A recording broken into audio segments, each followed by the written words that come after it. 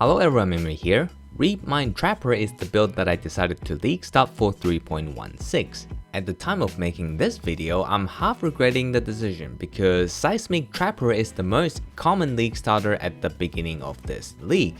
Therefore, some of the gears for this build become a little expensive than expected. However, since it is not exactly impossible to do, so I decided to make this little series of me league starting with a build that is kinda expensive and kinda complicated to build. And I'm doing that as a casual who only has around 2 hours a day on the game. Now, this is basically the same physical trapper as most people are playing, that uses Seismic Trap for bossing and Exsanguinates for mapping at the start. But as soon as I'm able to fully transition into Reap, I will be doing that instead. This build is actually fairly easy for going through Act 1 to Act 10. I mainly use Explosive Trap and Fire Trap for general map clear at the start because they are available from the quests, and they do a decent job at what they're supposed to do. Bear Trap and Seismic Trap are also from the quests. Bear Trap is to apply the increased damage taken debuff on the boss, and then Seismic Trap is there to do the damage.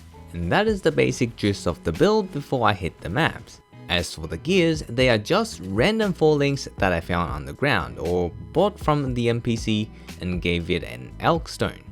All I was aiming for is maxing my resistance and that's it. As for weapons, it's just whichever one that gave me the most tooltip DPS. I should have used double wands now that I looked back because the defense on my shield didn't really help much, but either way, they still did their job. Next, let's have a look at the passive skill tree. On the POE of my final build, it has around 20 points on cluster jewels, but since those clusters are very expensive because every physical trapper wants it, we will put those points somewhere else for the time being. Now, this is one of the places that this build shines because since this build uses both mines and trap, we have many good passives to grab comparing to a pure mine or pure trap build. And there is a specific build path that I found which makes the build very easy to level, so I'm gonna go through that here with my reasonings.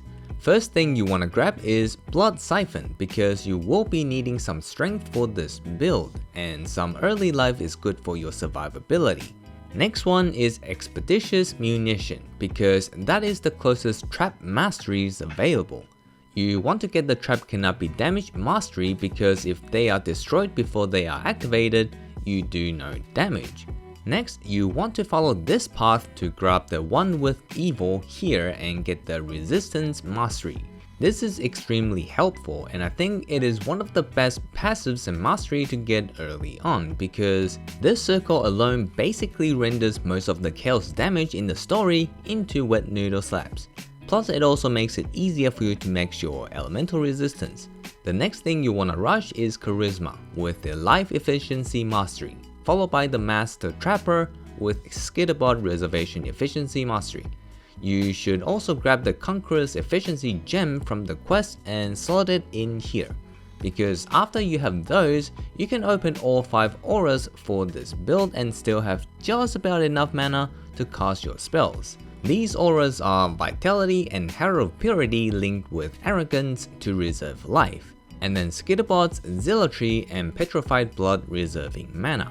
These auras gives you a huge boost to your damage while retaining your survivability even though you reserved half of your life. If you don't have those auras, you can always buy them from the library NPC in Act 3 or Lily in Act 6.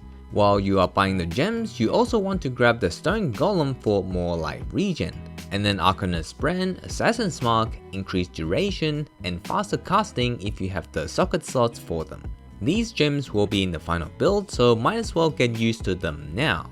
And then since we are low life, the next logical thing to get is of course Pain Attunement for that sweet 30% more damage. And then because we are in low life, we need some survivability. So we grab Blood Drinker and Herbalism.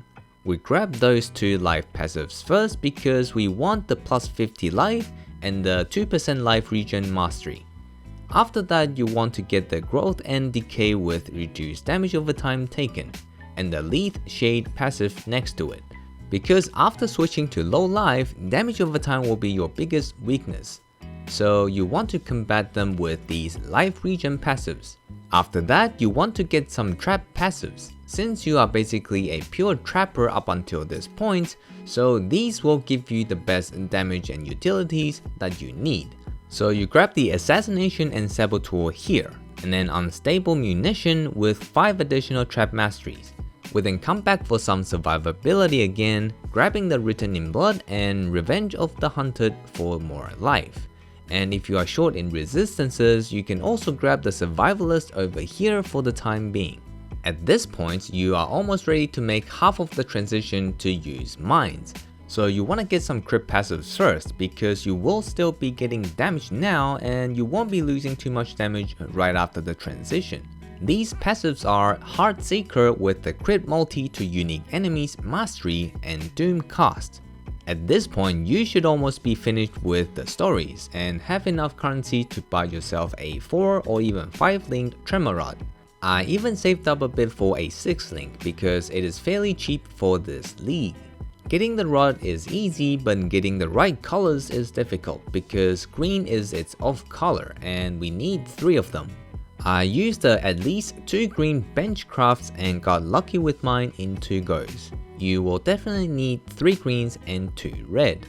The last socket can either be red or blue. If it's blue, you can put increased crit on it. If it's red, it is the best result because you can put Cruelty for now and switch into Empower for endgame. When you are done with it, slap on Exsanguinate, Chain, Swift Assembly, Trap and Mine Damage, and Brutality. Then you put Detonate on your left mouse button and you become a super map clear machine.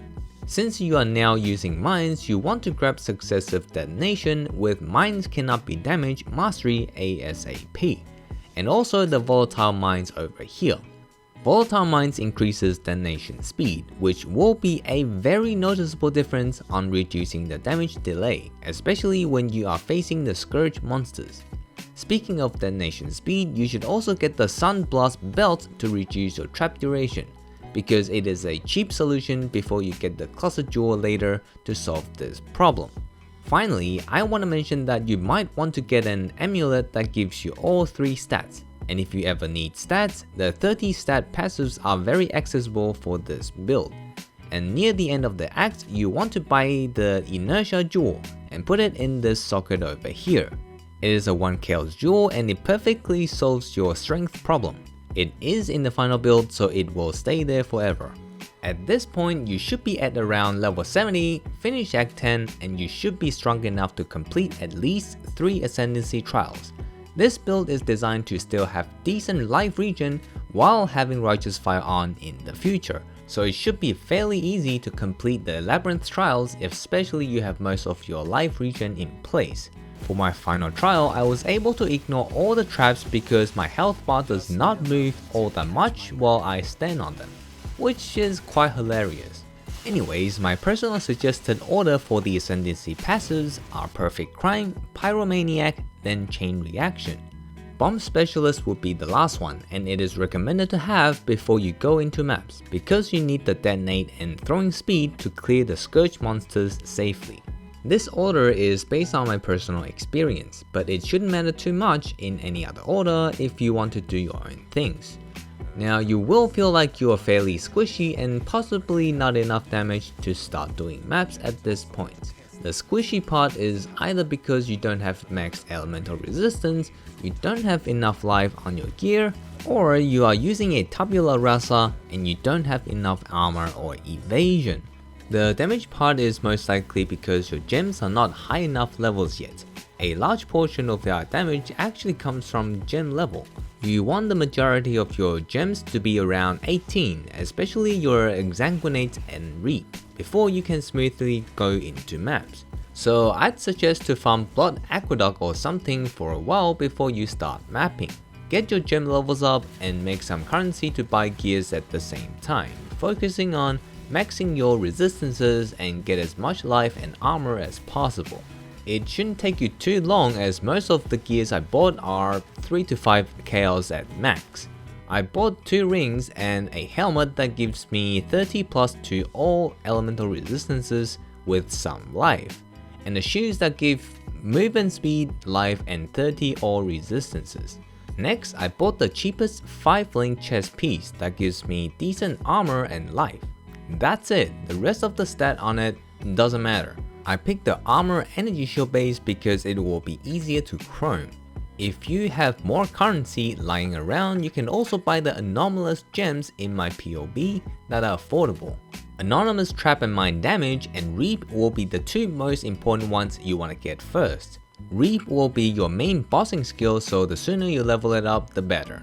Anomalous trap and mine damage reduces life cost and reservation for mine skills, which is especially important as a low life build. This is roughly where I am now, and that should take you a day or two if you play for the whole day. But it took me a week, so I am probably very behind compared to most people. That's okay though, because as time goes, most things become cheaper, which will make my life easier.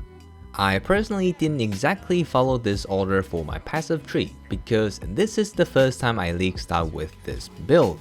My trap miner from last league have most of the gears ready before I even created the character, so I obliterated everything until I hit tier 16 maps, no matter what order I decided to do. This time I have nothing, and the ordering really makes a big difference on the overall leveling experience. But yeah, this is mostly easy and cheap part of the build done. Every gear onwards are fairly expensive for a league starter, looking at the current market price. Many of them are dropping in price though, so I should be okay. Hopefully for the next episode I will reach red maps in maybe a week or two. That's the goal. Not sure if that's gonna happen, but we'll see. Anyways, that's it for today. Subscribe for extra mirror drop chance. Hopefully you enjoyed it, and I'll see you in the next video. Peace.